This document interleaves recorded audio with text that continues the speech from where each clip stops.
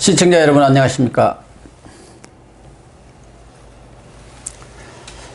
편안한 휴일 되시길 바라면서 3월 22일 고영신의 시사정담 시작하겠습니다. 시청자 여러분, 총선이 이제 24일 정도 남겨놓은 상태에서 최근 총선 기류, 총선 민심이 심상치 않게 돌아가는 분위기입니다. 여론 분석 전문가이신 배종찬 인사이트K 대표님 모시고 최근 여론조사를 바탕으로 총선을 좌우할 4대 변수를 점검해 보도록 하겠습니다. 배 대표님. 안녕하십니까. 네, 안녕하세요. 코로나19 사태 그 초기만 하더라도 네. 정부의 어떤 그 방역 실패 또 잇따른 그 말 실수. 그렇죠. 네. 거기다 경제난 가중 등으로 인해서 3월 초만 하더라도 통합당한테 아주 우세한 네. 그런 총선 뭐 분위기랄까 여론이 형성이 됐는데 최근 들어오면서 세계적인 팬데믹 현상이 생기면서 그것이 좀 기류가 역류를 해가지고 오히려 어떻게 보면은 통합당한테 아주 불리하게 작용하는 그런 아이러니가 나타나고 있어요. 그래서 우선 이 얘기를 하기 전에 먼저 지난주 그 리얼미터하고 네. 갤럽 조사 두 기관은 매주 하지 않습니까? 뭐 다른 여론조사 기관도 하지만 주로 뭐 대표적으로 언론에서 드는 게 두 여론조사 기관인데 네.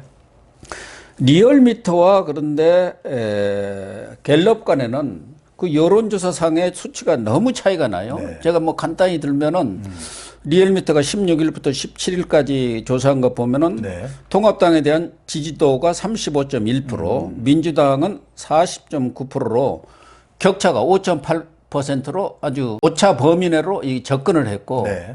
통합당이 35%를 넘은 것은 탄핵 이후 처음이라는 거예요. 그렇죠. 네. 그런데 반해서 갤럽 조사는 3월 17일부터 19일까지 했는데 통합당은 23%, 네. 민주당은 38% 그대로예요. 근데 무당층이 한 28%가 지금 나왔습니다.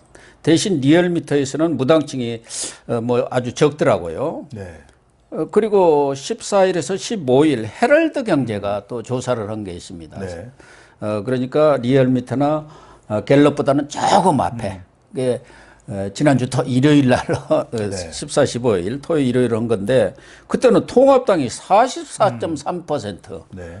그리고 민주당은 37.8%로 오히려 통합당이 완전히 앞서는 걸로 나왔는데 네. 이번 주 이제 초중반 들어서는 어쨌든 민주당이 앞서기는 했지만 리얼미터와 갤럽 간에는 상당한 격차가 있단 말이에요. 이제 조사 방법 때문에 이제 그럴 수도 있는 것이고 예. 기본적으로는 우리가 지금까지 쭉 선거를 지켜보면은 차이가 나더라도 선거가 가까워지면 좀 가까워집니다. 그렇죠. 박빙으로 가게 되어 있어요. 예, 격차가 줄어들어요. 예, 예. 이런 구조가 있습니다. 각자의 지지층들끼리 결집을 하는데 리얼미터의 경우에는 무선 전화 면접 및 유무선 RDD 자동응답 조사거든요. 예. 근데 무선 전화는 아무래도 직업적으로 보면 화이트 칼라가 많이 이제 결집하는 효과가 있고 응하는 효과가 그렇군요. 있고 조사에 참여하는 이 경우가 있고 또 유무선 RDD 자동응답 조사는 ARS의 경우에는 무당층이 크게 잡히기 힘듭니다. 아, 그러다 보니까 그렇군요. 이 예. 무당층은 또 각자 또 선택을 하기 때문에 예. 왜냐하면 ARS 조사는 그냥 기계의 음을 듣고서 선택을 하는 것이거든요. 그러니까 이런 경우에는 이 보수 지지 성향이 강한 응답자들도 선택을 하게 됩니다. 네. 그런데 우리가 뭘 보냐면 갤럽 조사에 그래서 무당층을 잘 들여다봐야 됩니다. 그런데 무당층의 약 절반 가량이 이거는 우리가 그냥 일반적인 이론으로 만들어진 건 아니고 대체적인 이런 수치를 분석을 하는 겁니다. 무당층이 한 28% 나오거든요. 예, 엄청나게 많이 한 나왔어요. 절반 정도를 생각해 보십시오. 절반 정도는 보수 성향이 강해요. 그렇다고 봐야죠. 이들 무당층은. 중에서 한 90%가 미래통합당을 지지한다면 한 12%, 약 12%포인트가 됩니다. 그러면 그렇게 되겠네요. 이걸 합해보면은 35%. 그렇죠. 나오죠. 35%가 되네요. 그러니까요. 예. 그래서 사실은 이런 조사 방법에 따라서 영향을 받는 것이고. 아, 그렇군요. 왜냐하면 조사 시점에 따라서 약간 영향을 받을 수 있는데 이 헤럴드 경제의 조사 방식도 ARS를 씁니다. ARS를 쓰니까 갤럽하고 비슷해야 되겠죠. 예, 예. 근데 무선 전화 면접이 들어가느냐, 면접원이 들어가느냐 아니냐가 또 영향을 줍니다. 그리고 이것이 무선 전화만 이용을 했냐, 유선 전화만 이용을 했느냐, 요거를 또 우리가 분석을 해볼 필요가 있는데 질문도 내일이 투표일이라면 이렇게 묻습니다. 그렇죠. 자, 고맙습니다. 내일. 그러니까 여기서 제가 결정적인 걸 말씀드릴게요. 원래 이 보수 성향 유권자들이 약 한 35에서 40% 됩니다. 예. 그러면 이건 뭐냐면 이 현상이 있는 거죠. 내일이 투표일입니다라고 물어보니까 보수 성향 응답자, 또 중도에서 보수 성향이 있는 응답자들은 일단 미래통합당을 선택해 놓고 있죠. 예. 그런데 여당은 어떻습니까? 최근에 여러 정당이 뒤섞여 있어요. 더불어민주당, 뭐 비례 쪽은 위성정당은 더불어시민 좀 혼란하고 약간 예. 이쪽에서 중도층들이 영향받을 만한 일이 생겼지 않습니까? 그렇죠. 그러니까 조금 주춤해지는 거예요. 근데 사실 이게 오차 범위도 있기 때문에 사실상 굉장히 두 정당이 가까워지고 있는 추세다. 이렇게 보시면 될 것 같고. 아, 그러네요. 같은 정당에 계속 추세를 보실 필요가 있거든요. 같은 조사기관에. 그러면 헤럴드 경제의 조원 시에나에도 상당히 추세적으로 두 정당이 격차가 줄어들고 있는 것이죠. 그러니까 결론적으로 요약해서 말씀드리면 여론조사 결과를 보실 때는 이 조사기관 그 하나의 조사기관에서의 추세가 어떻게 되는지를 보실 필요가 있고 그다음에 숨어있는 표라고 할 수 있는 무당층이 과연 어떤 표심인가 이것만 이해하시면 대체적으로 이렇게 비슷하구나 라는 것을 확인하실 수가 있습니다. 그러니까 갤럽에서는 지금 무당층이 28%나 되거든요. 그렇죠. 근데 리얼미터라든가 헤럴드 경제 여기에서는 ARS 조사하니까 무당이라든가 무응답이 좀 적은 것 같고 헤럴드 경제 같은 경우는 바로 내일 투표일이라면 그러면 당신은 어떻게 할 거냐니까 여기서는 선택을 해야 하잖아요. 그렇죠. 선택을 해야죠.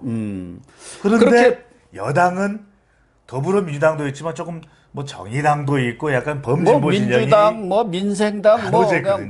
많죠. 그러다 보니까 이제 이런 현상이 나타날 수가 있고 오히려 미래통합당은 완전히 이제 단일화되어 있는 시스템이 거의 단일화됐다고 봐야 있는 돼요. 것이죠. 예. 그런 현상이 나타나 있는 것이 때문에 또 그렇게 보실 필요가 있는 건데 그래서 지금 핵심 이번 선거에 배 소장이 눈여겨보고 있는 핵심 포인트는 무당층입니다. 무당층이 누구냐? 샤이 보수거든요. 그러니까 지금도 미래통합당이라고 전화상으로 면접원한테 이야기를 하고 싶은데 전체적으로 지금 정부가 선거를 앞두고 또 여당이 상당히 목소리를 크게 내고 있으니까 자기 목소리를 면접원에다가 내기가 쉽지가 않아요. 그러다 보면 고박사님 이런 현상이 있고 또 하나는 이 사람들이 과연 투표장에 갈 거냐. 앞으로 투표율이 얼마 되느냐 이런 것도 중요하고. 미래통합당이 이번 선거에서 어떤 성과를 거두느냐는 바로 무당층의 이 샤이 보수가 투표소로 가느냐 아니냐. 이게 사실 핵심이라고 봐도 과언은 아닙니다.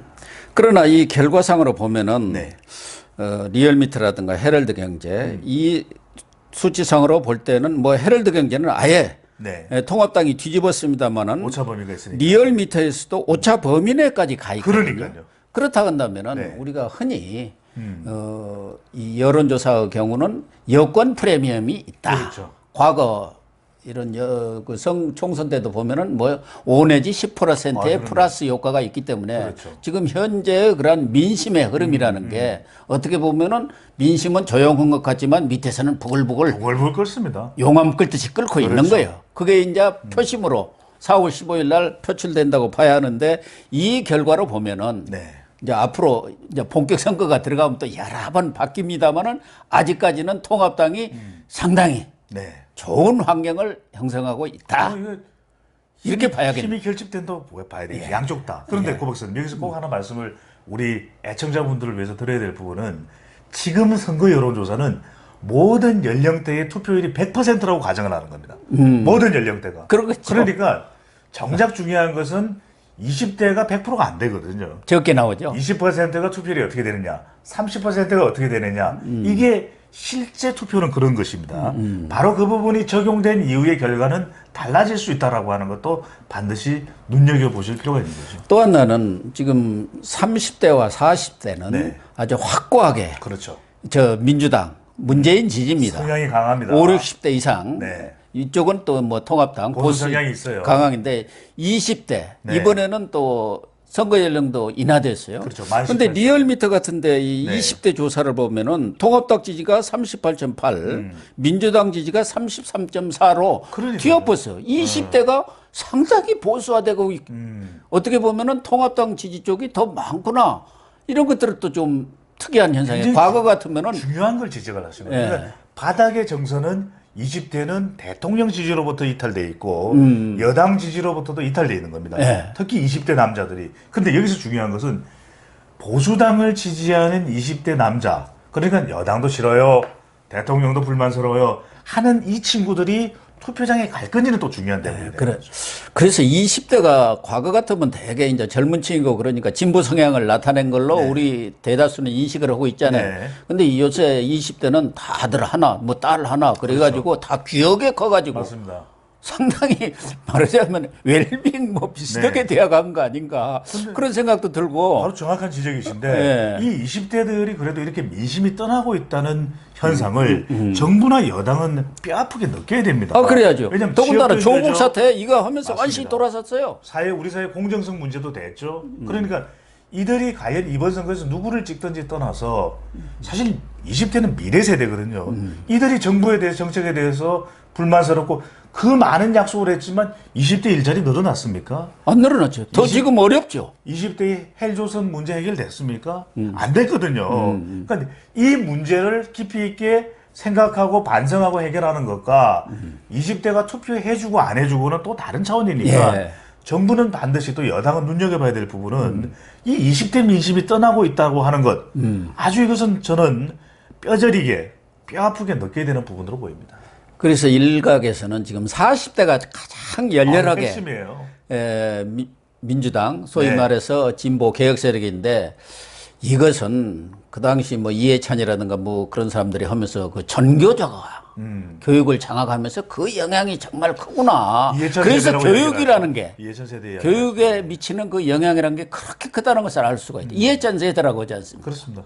지금도 정부에서는 마스크를 써라라고 그렇게 강조를 하고 있는데 전라북도 교육감인가요? 마스크를 왜 쓰느냐? 김승환인가 있습니다. 그게 무슨 좀 괴짜 비슷한 딴지 사람. 같은 이야기입니까? 그러니까. 아니 그런 일이 있다면 정부와 충분히 질병관리본부나 중앙재난대책본부 심지어는 전라북도 출신인 정세균 국무총리가 의젓하게 지금 버티고 있는 거 아니겠습니까? 예. 국무총리 자리에서 이 방역을 이끌고 있는데 그런 것에 대해서 완전히 엇갈리는 그런 주문을 하고 있는 겁니다. 마스크 왜 쓰냐? 아니 이렇게 되면 학생들은 얼마나 혼란스럽습니까? 일단 뭐 여론조사를 한번 점검해 봤고요. 최근에 나온 걸로. 또 하나는 앞서도 이야기한 대로 지금 미래통합당이 3월 초까지만 하더라도 사실은 지난해는까지만 하더라도 미래통합당 그때는 이제 한국당입니다만은 이긴다 뭐 이런 생각을 거의 못 했잖아요. 그렇죠. 뭐 질이 멸렬하고 아이고 저런 정당이 무슨 통합이 되겠느냐 야권 통합은 무슨 야권 통합이냐. 물 건너갔다. 다 그랬는데 황교안 대표가 종로 출마를 결단을 내리고 야권 통합이 탁 이루어지면서부터 또 그 코로나 사태가 터졌고 그때는 유럽으로 퍼지지 않았어요. 그렇죠. 그래가지고 중국이 그거가 발원지인데 진원지 아닙니까? 근데 우리 막지도 않아가지고 그냥 우리나라가 완전히 묵사발이 되는 그런 상황 속이었으니까 야 이걸로 가면은 끝났구나. 거기다가 마스크 대란까지 벌어졌어요. 그런데 최근 좀 한 1, 2주 사이에 유럽에서 팬데믹 현상이 일어나고 막 이러면서 분위기가 아니 우리는 잘했네 그래요 그나마. 그래서 이 여론조사를 보면은 코로나 대책을 잘했다는 게 5, 60%가 나와요. 그렇죠. 네. 예. 그래서 지금 이 코로나19 사태가 이제 제1의 변수가 저는 코로나 민심의 역류라고 보는데 19 사태가 야권한테 유리한 게 아니라 갈수록 여권한테 지금 유리하는 상황으로 가고 있거든요. 그렇죠. 여러 가지 요인들이 있지 않습니까, 지금? 여러 가지 요인이 있습니다. 이 코로나19가 19 선거가 되고 있는 건 분명합니다. 네. 근데 코로나19가 누구에게 유리하고 누구에게 불리하냐는 지금 국면 전환이 이루어지고 있는 겁니다. 예, 그렇다니까. 그러니까 첫 번째 국면은 정말 혼돈인 거죠. 정말 이 코로나19 전례가 없는 것에 대한 공포심 충격이 정말 국민들이 감당하기 힘들 정도였거든요. 그렇게 되면 일단은 정부를 탓하게 됩니다. 그렇죠. 예. 초기 대응을 좀 잘못한 거, 또 주무장관, 보건복지부, 박능호 뭐 장관의 취미에 말실수, 딴소리들을 했었고 그런 그랬잖아요. 것들이 정부에 대한 평가를 부정적으로 흘러가게 만든 것이었거든요. 실제로 중국인 입국 금지 왜 안 하느냐. 그런데 이것이 이제 대구, 경북의 확진자가 늘어나면서까지 일각에서는 신천지 교회를 탓하는 현상도 있지만 정부가 대응을 좀 잘못했다. 이런데 두 번째 국면은 뭐냐. 역시 지지층들은 빨리 또 결집을 합니다. 이렇게 되는 이유가 코로나19 대응에 대해서 정부가 잘하고 있다라고 하는 평가도 이 이념 성향에 따라서 엇갈리고 있고 정당 지지층에 따라서 엇갈리고 있거든요. 더불어민주당 지지층 똘똘똘똘똘 뭉칩니다. 고선배께서 지금까지 쭉 대통령의 국정 수행을 보셨겠지만 보통 임기 3, 4년차 가면 지지율이 빠져요. 빠져요. 그리고 심지어는 본인이 소속되었던 정당으로부터 버림받습니다. 예. 아유 대통령이 이거 나도 여당 의원이지만 뭐 하는 거예요? 그러면은 탈당을 하고 이러거든요. 예. 근데 지금처럼 문재인 대통령은 핵심 지지층들을 꽉 붙들어 매고 갈 수 있는 동력이 있거든요. 예, 그렇습니다. 그러니까 여론조사를 하더라도 코로나19 대응 잘하고 있다. 그런데 또 우리 국민들은 비교 대상이 중요하거든요. 우리가 못하는 줄 알았는데 마스크 대란 일어나고 뭐 온갖 네. 정부의 난맥상이 펼쳐졌지 않습니까? 그런데 이탈리아, 스페인, 심지어 독일, 미국, 독일, 영국 선진국 거기서는 지금 마스크 일본, 자체가 없다는 거 아니에요? 없다는 겁니다. 그러다 보니까 대한민국 잘하는데 이렇게 이것이 되면. 이제 주로 화이트 칼라층 대통령 지지층으로부터 지지로부터 이탈을 할 뻔도 핵심 지지층들이 다시 모여드는 겁니다. 심지어는 가정주부 쪽에서도 잘하고 있다. 그래서 자영업 쪽에서도 잘하고 있다. 갤럽 조사 보면은 바로 엊그제 나온 거 아닙니까? 잘한다가 49%고 잘못한다가 42%예요. 긍정과 부정이 완전히 뒤바뀌어 버렸어요. 못한다는 비중도 적지는 않습니다. 그래서 저는 이제는 남아있는 것은 총선 때까지 지금 우리가 방송 시간으로부터 날로부터 24일 마지막 국면은 경제입니다. 결과적으로 이 코로나19가 경제와 접목되면서 지금 완전 패닉 상태 그렇죠. 아닙니까? 한 15일 정도 보름 지나 보면 사람들이 어느 정도 심각한지 다시 한 번 더 재평가가 이루어지거든요. 자, 앞으로 15일, 20일 정도 지나고 나면 무슨 날이다? 사전 투표일입니다. 그리고 15일 정도 지나고 나면 무슨 날이다? 약 2주 정도 지나고 나면 뭐다? 바로 공식 선거운동입니다. 이때 각 지역별로 경제가 어떻게 되느냐. 이 영향이 다시 한 번 더 코로나19 제3 국면. 이 평가가 선거에 아주 큰 영향을 줄 가능성이 높아 보입니다.